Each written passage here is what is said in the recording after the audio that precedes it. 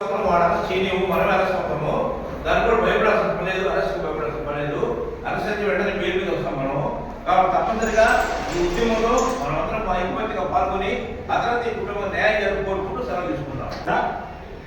ఇలా అందరినీ కలిసి మనుగోడు రేపొద్దున మనుగోడు అయ్యే తెలియనప్పుడు మనుగోడు న్యాయం జరగాల, దానికి మనందరం ఒకటి వాళ్ళకి న్యాయం చదువుతామని ఈ సమస్యలో నేను కూడా నాకు ఆలోచించి మాట్లాడడానికి ధన్యవాదాలు. ముందు అనుకోవాలో మాట్లాడు, ఒకరు మాట్లాడండి మాట్లాడండి.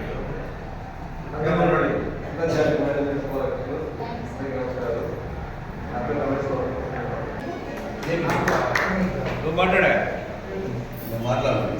వాళ్ళ అణచివేతకు గురయ్యి వాళ్ళ మీద కక్ష సాధింపులు చేపట్టి పై అధికారులు కానివ్వండి, రాజకీయ నాయకులు కానీ అందరూ కూడా కక్ష కట్టి మనల్ని ఎక్కడ తొక్కాల పాత్ర లోపల దొరికే పరిస్థితులు ఉన్నాయి. ఎందుకంటే ఈరోజు మనం ఎవరు కూడా ఈ కులాలకు సంబంధించినటువంటి ఎస్సీ ఎస్టీ బీసీ ఇప్పుడు అదనత జరిగింది. అదనత జరిగినటువంటి అన్యాయం ఆయన ఏం చేశాడు, ఏం పాపం చేశాడు? ఆయన ఒక అన్యాయాన్ని, మహిళలకు జరిగినటువంటి అన్యాయాన్ని ఒక టెంట్ శామ్యాన్ని కూర్చొని వాళ్ళ కోసం సుదీర్ఘమైనటువంటి పోరాటం చేశాడు. ఆయన తప్ప చెప్పండి, ఒక అన్యాయాన్ని అలా శామ్యాలు వేసుకుని శాంతియుతంగా చేశాడు. ఆయన కొట్టాడు కథలో పరిస్థితిలో, లేకపోతే కత్తులు పోయే డిఈఓ ఆఫీసులు గొడవలు పోదు కదా.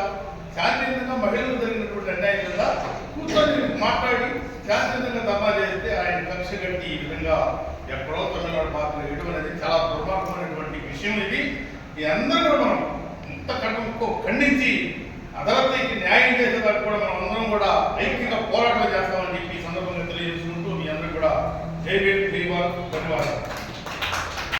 నా పేరు చార్లీ. నేను దాదాపు 10 ఏళ్ళ నుంచి ఆంధ్రప్రదేశ్ మా సంబంధించి నేను రైతు ఉద్యమాలు పనిచేస్తూ నా రైతులు జరిగిన అన్యాయం మీద ఎక్కడ ఏం జరిగినా కానీ పాల్గొంటూ వస్తూ పనిచేస్తూ ఉన్నాను. అదే క్రమంలో ఇప్పుడు జరిగినటువంటి అదనపు ఉపయోగించడం కూడా ఆయన ఎక్కడ బదిలీ చేయడము, ఇది కేవలం ఎస్సీ చూపించడం బాగుంటుంది. అధికారులు రాజకీయ నాయకులు ఈ విధంగా అణచివేత వ్యవస్థ మంచిది కాదని చెప్తూ నేను అన్ని వేళలా వాళ్ళకి